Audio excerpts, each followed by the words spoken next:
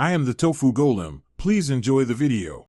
You need JDK 11 or newer and Visual Studio Code installed. Once done, confirm Java version and JAVAC version. Install the Java extension pack and language support for Java so the editor understands code and offers auto-completion. Open your project folder in VS Code and create src/main. Java now, this is your entry point. Make sure the Explorer shows the file and the Java projects view is active. That gives you run and debug buttons immediately, which speeds development. Start by writing package and imports, then a public class main with public static void main, string args. Type a simple system. Out. Println to test output. The editor will offer quick fix imports and refactors.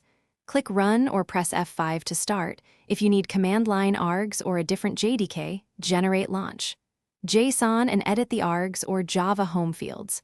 Use problems, output, and terminal panels to read compile errors and stack traces, so you can iterate quickly and confidently.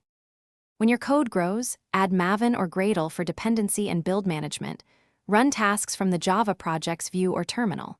For logic issues, set breakpoints and use the debugger to step over or into methods while inspecting variables. This reveals state and flow. Once done, package with MVN package or Gradle build.